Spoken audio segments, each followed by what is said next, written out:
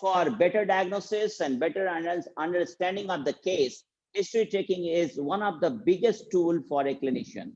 So there are so many process, and it will depends from person to person how you talk with the owner, because when the owner will come, sometimes some owners are very good, they give all the clue to the clinician, but sometimes most of the owner hide something. They don't want to reveal that they have done something wrong, and it is your duty to get the things clear from the owner by asking a very simple question.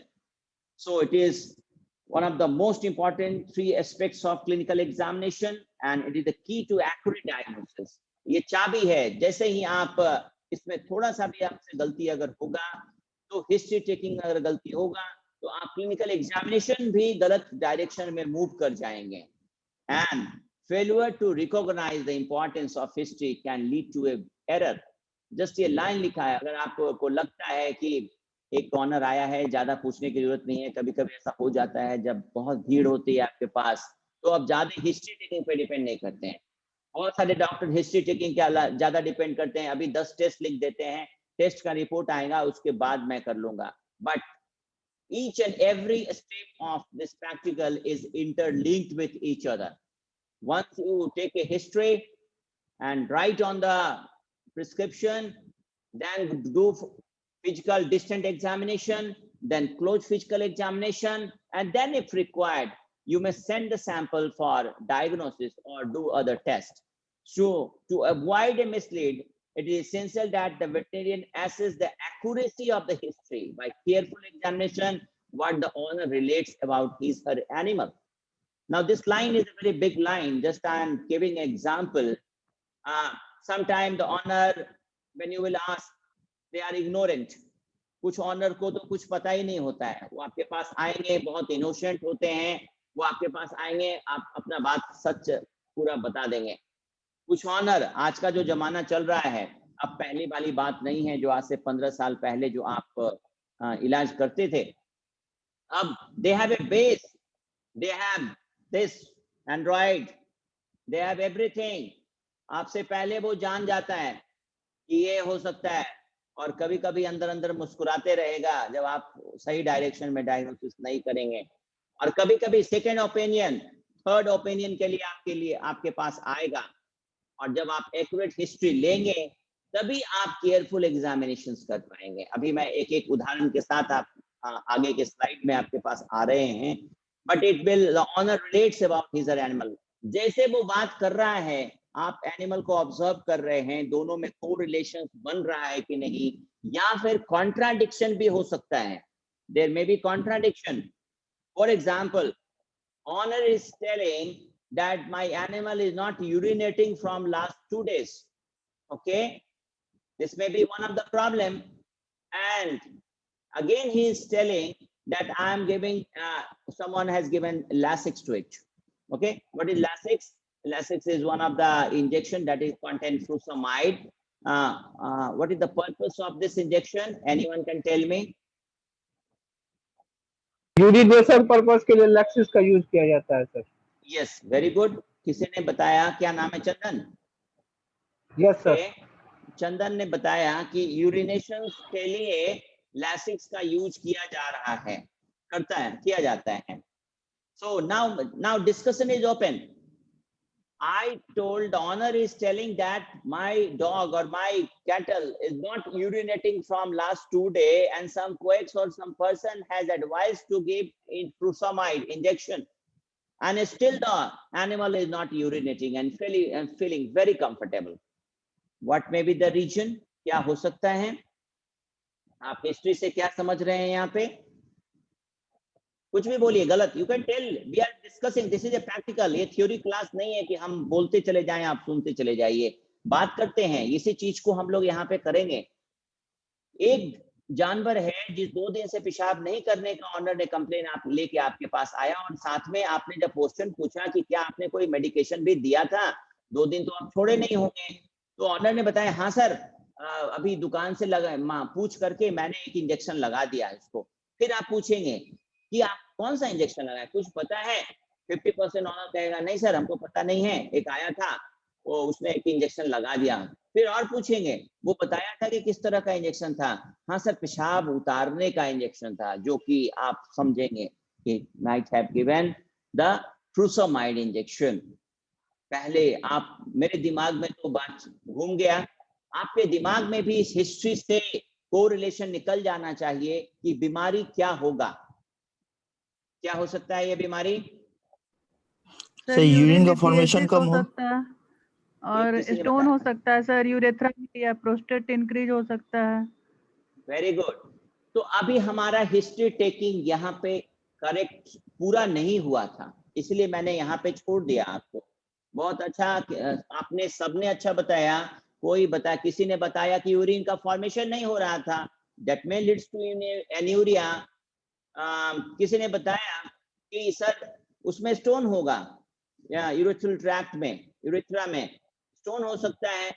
This is also true, but I have not taken the history because I am not examining the animal. Animal is standing far from me, and I have not seen the prescription in which nothing is written.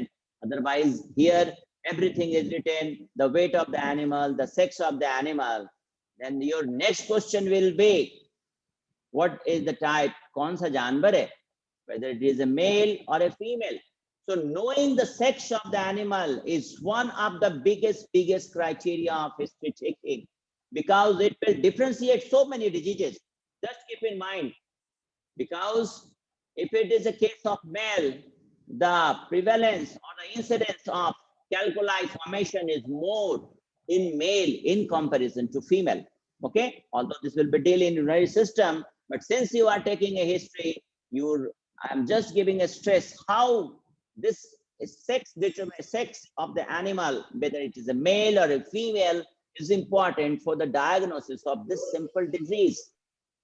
Now, again the question arises, if it is a case of a calf, or if it is a case of a bullock, or if it is a case of male ruminants, especially the small ruminant, very important, whether it is a small ruminant, whether it is a cattle, whether it is a buffalo, whether it is a dog, whether it is a bitch. Again, the species of the animal, again your history is incomplete. So for the complete history, बहुत आवाज आ रहा है किसी का, please mute करने बोल दो।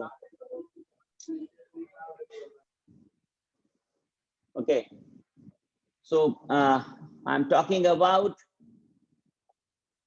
the history taking I'm talking about, and just I have given the example how this smaller thing gives a conclusion, give a clue that if it is, it must be a case of male or it is a female.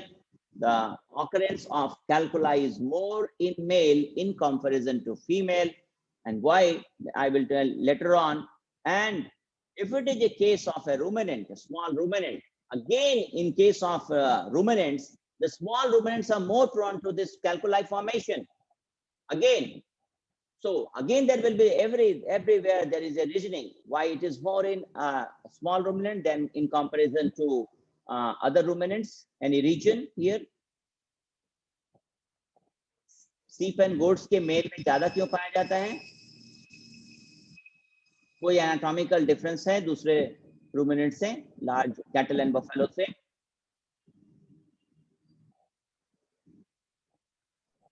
छोड़ दीजिए उस बात को।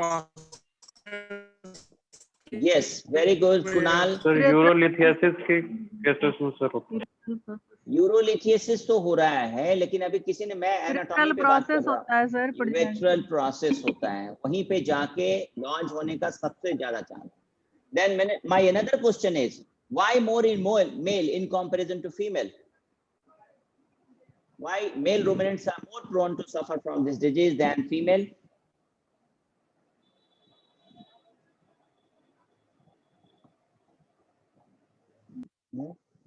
कुछ होता है, flexor होता है ना? सिग्मॉइड फ्लेक्सर कहाँ होगा? सिग्मॉइड फ्लेक्सर होता है, yes sir. Yes sir. Okay, तो जब आप यूरेथ्रल ट्रैक्ट, अगर किसी का यूरेथ्रल ट्रैक्ट इस तरह से हो, फ्लो आप पाइप का, ऐसे अगर आप पानी पटाने का पाइप सोचिए, यूरेथ्रल ट्रैक्ट सोचिए, अब एक स्ट्रेट है from the urinary bladder, then the chance of formation, chance of flow of urine is very good. But if it is turned somewhat, okay, अगर ये मुड़ेगा तो यहाँ पे सबसे ज्यादा चांस होगा, okay? तो जैसे ही टॉर्चुअस कोई चीज हो जाता है वहां पे फ्लो का प्रॉब्लम होता है और वहां पे कैल्कुलाई बढ़ने का formation. This is the anatomical problem. Now another big question, whether it is castrated or uncastrated. Again, my question is, if I ask, if it is a case of a male, the occurrence of urinary calculi, all these are history taking. You have to ask the question, whether it is castrated, whether it is uncastrated, whether it is a male, whether it is a female, what type of a species it is, whether it is a case of sheep and goat, whether it is a case of a bullock, whether it is a case of a dog or a bitch. So many factors for this simple complaint that my animal is not passing urine and I have given a Lasix or furosemide as an injection without knowing the real etiology. Okay, so we will talk about the real etiology. Just to give the importance of history taking, I have given one example. So can you tell me why more in castrated or uncastrated? इसमें ज्यादा होगा? Just discussion कर रहे हैं हम लोग. Castrated में sir. Early castration में सर होता है. हाँ. ज्यादा होगा कि कास्ट्रेटेड. पहले हम अर्ली की बात करें. कास्ट्रेटेड एनिमल में कास्ट्रेटेड में ज्यादा कैल्कुलाई बनने का चांस ज्यादा होगा कि अनकास्ट्रेटेड में? कास्ट्रेटेड में सर. व्हाई? कास्ट्रेटेड में सर. क्यों सर कास्ट्रेटेड में? उसका क्यों? ये प्रॉपर डेवलपमेंट नहीं हो पाता है सर. किस चीज का? ल्यूमेन का साइज, उसका यूरेथ्रा, जेनिटल ट्रैक्ट, ये सब. जी सर. प्रॉपर डेवलपमेंट नहीं हो पाता है. कोई और इसका मैं बात कर रहा हूं कि lumen, suppose this is the pipe और इसके ल्यूमेन के बारे में आप बात कर रहे हैं. इसमें एक ल्यूमेन होगा, इसके अंदर सपोज दिस इज यूथरा, तो इसके अंदर ल्यूमेन होगा. वो ल्यूमेन का डायामीटर, ओके, नैरो हो जाता है. इसमें कास्ट्रेटेड में कि अनकास्ट्रेटेड में? वो कास्ट्रेटेड में जो है उसका Castrated डेवलपमेंट नहीं में होता, तो सर. नैरो रहता है सर. और उसमें ज्यादातर ये चर्बी जमने का भी एक प्रॉब्लम अक्सर देखा जाता है सर. चर्बी जमने वाला तो तुम तो अलग एक्स्ट्रा बता लेट दिए. सर. ये तो तुम एक्स्ट्रा बता दिए थोड़ा. पहले आप पढ़ के भी देखना, ठीक है? रीजनिंग आपने सही बताया है, लेकिन चर्बी जमने वाला ये कोई ऐसा आर्टेरियोस्क्लेरोसिस अभी मैंने ये नहीं पढ़ा है चर्बी जमने के बारे में. ठीक है, चर्बी के बारे में बात करेंगे. लेकिन lumen is very important in castrated and uncastrated animal. So the history should suggest not only the diagnosis but the possibilities of the probabilities. क्या क्या हो सकता है? डायग्नोसिस के लिए सिर्फ इंपॉर्टेंट नहीं है, एक प्रोग्नोसिस. हम अब जो अगला क्लास हम पढ़ाने वाले हैं यूनिट 1 में, थ्योरी में जो इंट्रोडक्शन का है, उसमें ये सारे बात पे आएंगे. फेवरेबल प्रोग्नोसिस है, अनफेवरेबल प्रोग्नोसिस है, ये सारी बात के बारे में चर्चा होगी. लेकिन ये प्रोबेबिलिटीज, बहुत सारे डिजीज के बारे में हम पहले ही पता कर लेते हैं कि बड़ा मुश्किल लग रहा है. आपको पता चल जाएगा कि हम ट्रीट तो कर रहे हैं, लेकिन इसका आउटकम क्या हो सकता है. हमने कुछ एग्जाम्पल यहाँ पे रखा है. A 1-year-old heifer is unlikely to have clinical Jones disease. Can anyone, आप लोग ने पढ़ा है Jones disease? यहाँ पे एक लाइन लिखा हुआ है. अगर हिस्ट्री चेकिंग ले रहे हैं और आपको ऐसा कुछ बीमारी लग रहा है, तो मैंने एक लाइन लिखा एग्जाम्पल कि 1 साल के हीफर को जोन्स डिजीज नहीं होगा, ये कंफर्म है. Next, an adult cow is more likely to have parturian paresis or milk fever disease than a first calf heifer, and third is a first calf heifer is more likely to have maternal obstetric paralysis than adult cow. Now I will come one by one why this history taking is so important. If you have a knowledge of bacteriology, you might have gone through different disease, bacterial disease and viral disease, and you know what is the etiology of Jones disease? क्या है Jones disease? Mycobacterium पारा tuberculosis को बोला जाता है sir. ठीक है, इसमें कुछ पढ़ाई हुआ होगा बैक्टीरियोलॉजी में कि किस एज में ज्यादा होता है. छोटे बच्चे में होता है ज्यादा कि बड़े में होता है? में होता है ज्यादा सर, यंग किस में होता है? किसमें? ठीक बोला आपने, बताइए फिर से एक बार, रिपीट। यंग एज में कल के केस में होता है ज्यादा। यंग एज में ज्यादा होता है। एनीवन? कटल के केस में। And what is the incubation period? कितना, अगर अभी इन्फेक्शन हुआ तो क्या कल हो जाएगा, परसों हो जाएगा? नो सर, नहीं sir, no, it takes some time. Okay, just like a tuberculosis, ऐसे अभी इन्फेक्शन हुआ और पर एक्यूट कंडीशन लाइक सिम्टम नहीं डेवलप करने जा रहा है, it is very it takes a very long time. So if the infection has occurred in 5 to 6 month age time, disease will occur at the maximally present at the age of 2 years, है ना? एक लंबा समय लेगा disease को develop करने में, तो बहुत यंग एज में आपको क्लिनिकल डायग्नोसिस मिलने का चांस नहीं है. ये बात यहाँ पे हम स्ट्रेस डाल रहे हैं. Now again the second example, a adult cow is more likely to have parturient paresis. पहले आप डिजीज सब जानते हैं ना, पार्चुरियन पैरासिस क्या हुआ? What is parturian paralysis? Milk fever sir. Milk fever हो गया सर, पार्चुरेशन इसके- के बाद मूवमेंट में हाँ। प्रॉब्लम होता है। कैल्शियम की problem. कमी हो जाती है सर पार्चुरेशन के बाद। External recumbency sir, lateral recumbency.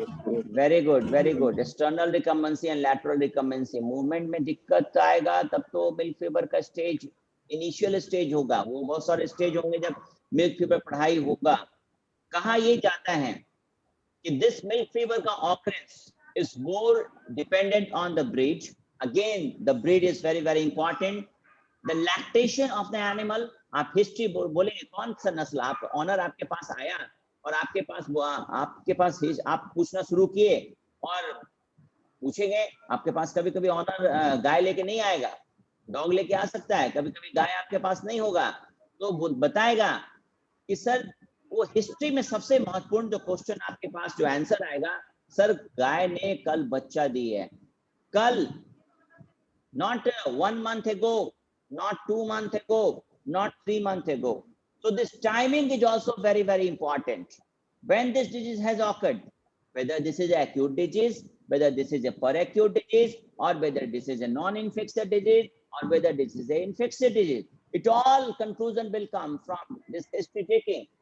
जैसे ही आप क्वेश्चन पूछेंगे, ऑनर बताएगा सर गाय उठ नहीं रही है, किसी ने अभी बोला गाय उठ नहीं रही है, Miss Cow is unable to rise, then your question will come, गाय कब बच्चा दी है? बताएगा सर गाय कल रात में बच्चा दी है, उसके बाद बच्चा देने के बाद नहीं उठ रही है, उठने की कोशिश करती है लेकिन उठ नहीं पाती है, कभी कभी कोई मूवमेंट नहीं शो कर रही है, और अगर थोड़ा समझदार ऑनर होगा तो कुछ और आगे बता देगा कि सर वो गर्दन भी ठीक से नहीं रखी हुई है. तो आप पूछें गर्दन कैसे रखी हुई है, आप उसी से सवाल करेंगे, सवाल से सवाल बनाएंगे, वो बता देगा सर गर्दन अपने शरीर पे एस सेपेट कर्वेचर, वो नहीं समझेगा एस सेपेट कर्वेचर, ये आपको समझना है, वो बताएगा गर्दन टेढ़ा की हुई है.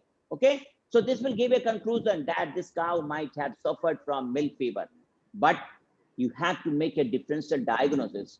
ऑलवेज कीप इन माइंड, कभी कभी हम इतना अच्छा से पढ़ा दिया जाता है कि जो गाय बैठ गई, जो नहीं उठ रही है, सब मिल्क फीवर में है. ये भी बात दिमाग से निकाल दीजिए, because there is always a chance of second, third and fourth type of problem. For example, कोई इंजुरी हुआ होगा, for example obturated nerve paralysis हो गया होगा, रिटेंशन ऑफ प्लेसेंटा हुआ होगा, किसी ने उसके बच्चे को खींचा होगा जबरदस्ती, तो वो बच्चा बाहर निकाला गया होगा, आरओपी का केस रहा होगा, वहां पे इंजुरी किया गया होगा, गाय स्लिप कर जाती है फर्श पे, पैरालिसिस हुआ होगा ऑप्टिनेटेड नर्व का. ठीक है, इसके साथ साथ कोई दूसरा प्रॉब्लम भी हो सकता है, सेप्टिसीमिया हुआ होगा, फॉर एग्जांपल इकोलाई का इन्फेक्शन हुआ होगा, सीवियर मेस्टाइटिस से सफर कर रही होगी गाय. So your role is whether you have checked the temperature of the animal or not. बोलेगा नहीं सर मैंने नहीं देखा, मैंने बुखार हो सकता है वो नहीं जानता हो, लेकिन आजकल के ऑनर ये सब बुखार उखार सब देख के और किसी से कोई से लिखवा के लाते कि इसको बुखार इतना है. पहले ही डिफरेंशिएशन होगा, whether this is infectious or non-infectious is differentiated on the basis of history. If the animal is showing fever, if the animal is showing high rise of temperature, it is grouped in infectious type. If it is not showing high rise of body temperature, it is mostly a non-infectious type disease, and generally this is a deficiency type of metabolic disorder like disease. So here is the differentiation. Now again, दूध कितना देती है वो honour छिपा लेगा sir. Holstein Friesian है मेरे पास. The breed of the animal is very, very important. Jersey है मेरे पास, and I have drained 10, 20, 15 liter of colostrum. एक बार में मैंने पूरा दूध निकाल लिया. You know, it's single 1 liter. Again, mute, some voices coming. It will break my flow. Someone is talking and some TV देख रहा है, क्या कर रहा है? Just मेरा flow टूट जाता है. Just I am talking how much liter, you know, 1 liter 23 gram calcium drain हो जाते हैं कोलेस्ट्रॉल में. अगर एक ऑनर एक गाय बच्चा देती है और इमीडिएटली पूरा ड्रेन कर दे दूध, गाय बैठ जाएंगी. So these are the history, but that will confirm. यहाँ पे आपको कोई जरूरी नहीं है कि जा करके पूरा ब्लड लीजिए, कैल्शियम एस्टिमेट करिए, तब तक में समय निकल जाएगा. So this is the diagnostic importance of history taking. Many cases, 50 to 60% of cases can be diagnosed on the basis of history taking. Now, history taking method. There are some rules and regulations. Now, I was just to create a curiosity in among all of you, I'm taking the example. But the successful history taking involves many veterinarian client relationships. Now, this is very important. When you will become a doctor, you will be posted somewhere, either in a block or in a district or in some veterinary colleges. So after working there for a longer time, you will develop some relationship. Okay? Relationship means if you develop too much relationship, you will not be able to do practice even. तो एक gap भी बनाना है, एक honour और client का relationship. अब ये relationships का क्या मतलब है? इस लाइन में बहुत कुछ छुपा हुआ है. फॉर एग्जाम्पल, हम गए बहुत अच्छे से पढ़ के वेटनरी कॉलेज से, और पोस्टिंग हमारी हो गई एक रिमोट एरिया में जहां के लोग ज्यादा शिक्षित नहीं हैं, थोड़ा रूढ़िवादी है, बहुत बात को समझाने से समझते हैं. आप बोलिएगा कि टीका लगाना है, वो ऑनर बोलेंगे कि नहीं सर, टीका लगाने से दूध कम हो जाता है. ऐसा आपको मिलेगा, झेलना पड़ेगा. बोलेंगे आप जो बात बोलिएगा, नहीं उनका जो ट्रेडिशनल चल रहा है वो उस पे स्ट्रेस डालेंगे, आपके साइंटिफिक नॉलेज पे स्ट्रेस नहीं डालेंगे. धीरे धीरे धीरे जैसे ही आप समझाने की कोशिश करेंगे. कैसे समझाने की कोशिश करेंगे? कुछ डॉक्टर तो अपना पूरा एकदम, अरे मैं तो टाई फाई लगा के बैठा हूँ, ये हमसे कैसे बात कर रहा है, इसका क्या हिम्मत हुआ कि ये ऐसे बोल लेगा. आपका रिलेशनशिप गड़बड़ हो जाएगा उस एरिया में. Keep your temperament down. Keep your temperament at a lower level while talking to a owner, while talking to a client. This relationship, ये पढ़ाई का बात नहीं है, हिस्ट्री टेकिंग में बता रहा हूं, but this is experience based thing. Okay? तो अभी यहाँ पे दो तरह का मेथड अप्लाई करना पड़ेगा आपको. ओके, एक तो आपको एक किसान से बात करना है जो अपनी बकरी को लेके आया है आपके पास. उसके पास बेचारा कुछ पैसा बहुत कम है, आपको देखने से लग जाएगा. और वहां जहां आप अंग्रेजी में पूछने लगी question, what is the body temperature, इस तरह का अंग्रेजी एकदम अपना पूरा फ्लुएंट अपना आप वहां पे रॉब जमाना शुरू कर दीजिए. वो बेचारा क्या करे, कल से आपके पास नहीं आएगा, वो क्वेक्स के पास चला जाएगा जो उससे लोकल लैंग्वेज में बात करता है. मैं ये नहीं कर रहा हूं कि आपको नहीं लैंग्वेज आता है तब भी आप, बट यू ट्राई, आप कोशिश करिए, अपने स्टाफ से थोड़ा उसको सीखिए और उस तरह से बात करिएगा. लगेगा कि बाप रे बाप, ये डॉक्टर साहब आपसे ठीक नहीं भी होगा, आपसे बात कर होके कुछ हो जाएगा, नहीं इनसे ठीक हो जाएगा, उसको विश्वास आप पे आ जाएगा. तो this is veterinarian and client relationship. Now scenario changes when we are posted in some hi-fi hospital. When you open your hospital in New Delhi, Connaught Place, वहां पे आपने एक क्लिनिक्स बनाने का अभिजीत कुमार को मन कर गया होगा, या किसी को ऐसा सब आ जाए कि मैं यहाँ नहीं, पटना में नहीं खोलूंगा, पटना में कोई मनी फेचिंग क्लिनिक्स नहीं है, यहाँ तो पेइंग कैपेसिटी नहीं है ऑनर का, मैं बैंगलोर में क्लिनिक चलाना चाहता हूँ. I want to open a clinic in Calcutta. Okay? Then the scenario will change. If your look, if your asset way of talking is not like that, if you are not talking in a very scientific and very professional manner, the honor will not come to you. वो समझ जाएगा, लगता है कहाँ से आ गया ये. So you understand the veterinarian and client relationship. मैं जैसा देश वैसा वेश. This is the mantra of this veterinarian client relationship. जहाँ पे आप जाएंगे, जहाँ पे आप प्रैक्टिस करेंगे, जहाँ पे आप पोस्टेड होंगे, उस जगह का एनवायरनमेंट, कैसे क्लाइंट आपके पास आते हैं, कैसे ऑनर आपके पास आते हैं, आपको उस तरह से अपने आप में चेंज होना पड़ेगा. हमारे टीचर हुआ करते थे doctor VK. Sinha. I just salute him.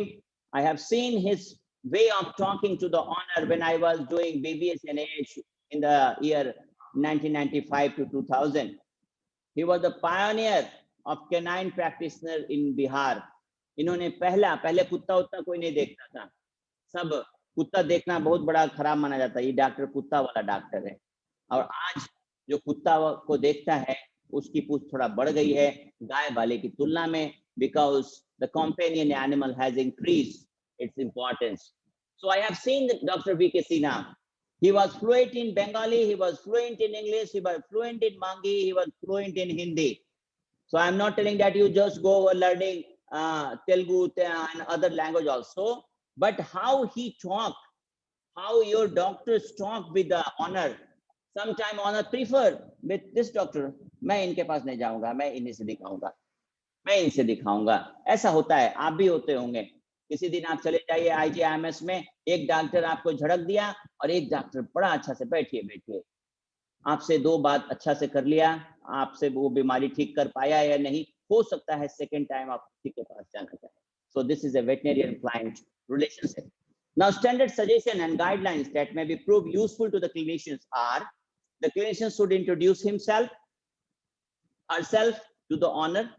हो सकता है आप कहीं ऐसे जगह पे हो और आपको नहीं जानता हो, तो आपको भी अपने बारे में, आप एक ब्रांड हैं, you will be brand somewhere. For example, if you open a clinic, you have to introduce yourself. ऐसा नहीं कि आप बहुत बड़ा लगा दीजिए, पूरे शहर में फोटो लगवा दीजिए अपना, ये मैं नहीं कर रहा हूँ. But when someone come to you, आपको बताना पड़ेगा कि अपना नाम बताना पड़ेगा, आपने जो पढ़ाई की है वो बताना पड़ेगा, अगर आपका कोई स्पेशलाइजेशन है उसके बारे में बात करना होगा.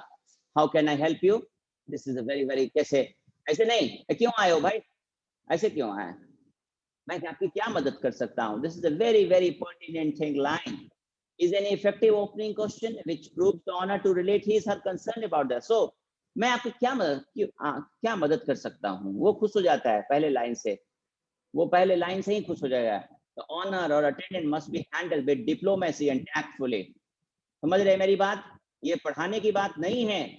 आप में से ही कुछ लोग बहुत अच्छा डिप्लोमेटिकली उसको डील कर लेंगे. अगर आप अपना इंटरप्रेटर शुरू करना चाहते हैं, your tactful act, your diplomacy with the honor is very important for your successful treatment. And also the interpretation.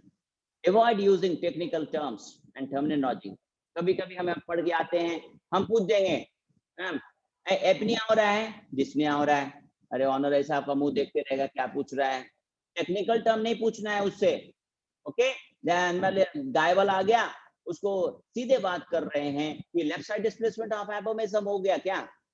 This is not the way.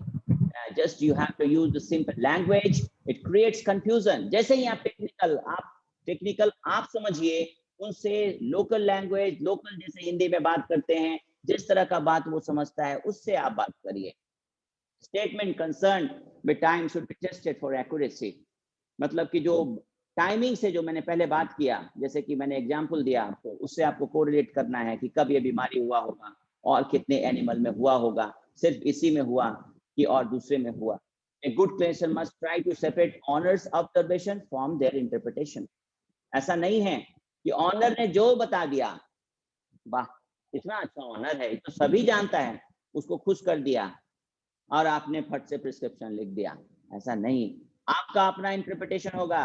आप जस्ट उसको एक बेस बनाएंगे उसके ऑब्जर्वेशन को, और उसके बाद आप अपना क्लिनिकल डायग्नोसिस करेंगे. So this is the difference.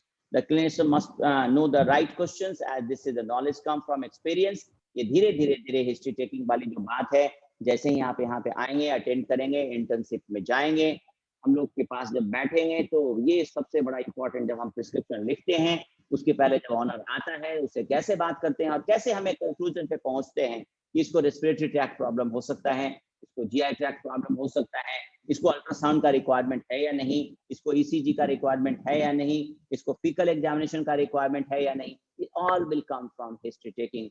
Must establish chronology of events.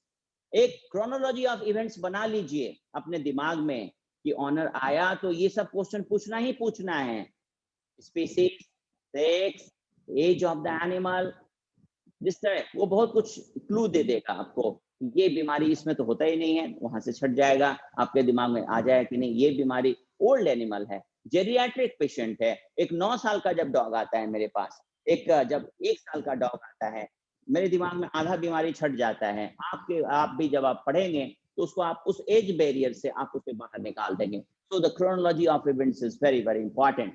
So for a complete and accurate history taking, the 3 types of data. First, the patient data. Patient data में name of the owner, age of the animal, sex of the animal, breed of the animal, उसके बाद और भी जो आप उससे weight of the animal, ये सारे पेशेंट डाटा हैं जो आप लेंगे। Then history of the disease, कैसे बीमारी का शुरुआत हुआ होगा, आपने क्या ऑब्जर्वेशन किया। देन मैनेजमेंट हिस्ट्री, आप रखते कैसे हैं, कहाँ रखते हैं। एक गाय है, एक जो एक झोपड़ी में रखता है ऑनर, और एक गाय को एक करकट के रूम में रखता है। नाउ द हाइपोथर्मिया आपके पास आएगा, अभी गर्मी के दिनों में जब 40-45 डिग्री टेम्परेचर इन्वायरमेंट का चलते रहता है, एक टेम्परेचर हीट स्ट्रेस का जब आप डायग्नोसिस करेंगे, when you have to differentiate it from the fever, this managemental history is very, very important. And for other diseases also, I will come across the managemental history. Managemental history really gives a very important clue for so many diseases. So patient data includes owner's name, address, species, as I talk, number, कितना जानवर है आपके पास, description of the animal, color, and other identifying marks. History में present disease, कोई mortality हुआ है, morbidity कितना है, कितना बीमार पड़ा है, पॉपुलेशन में क्या मोर्टेलिटी है, इसके पहले आपने क्या ट्रीटमेंट दिया है उसको, एंड क्या आपने कोई वैक्सीनेशन लगा के रखा है या नहीं, या कोई कंट्रोल मेजर लिया है नहीं। And present disease, the sequence of events, associated period of time, and when the animal has become ill, कितना समय लगा, आप जब एनिमल जब से ऑब्जर्व आपने किया है कि बीमार पड़ा है, सर कलीब से बीमार है, सर 1 महीना से खाना नहीं खा रही है, दिस इज द इवेंट, 1 महीना से खाना नहीं खा रही है, ये बात आपको ज्यादातर खाना नहीं खाने वाला कंप्लेंट सबसे ज्यादा। अगर आपके पास कोई जानवर डॉग लेके आए या कैट लेके आए या कैटल लेके आए, ऑनर सिर्फ आपके पास तभी आएगा जब एनिमल स्टॉप्स फीडिंग, पहला क्लू देगा। कभी कभी झूठ भी बोलता है, आज के जमाने यहाँ पे वो खाते रहता है, वो उसका बेटा भी आएगा और वो भी आएगा, बेटा बोलेगा नहीं पापा थोड़ा सा खाया था कल, फिर दोनों में कॉन्ट्राडिक्शन शुरू हो जाएगा। So you have to ask the question whether there is loss of appetite or whether this is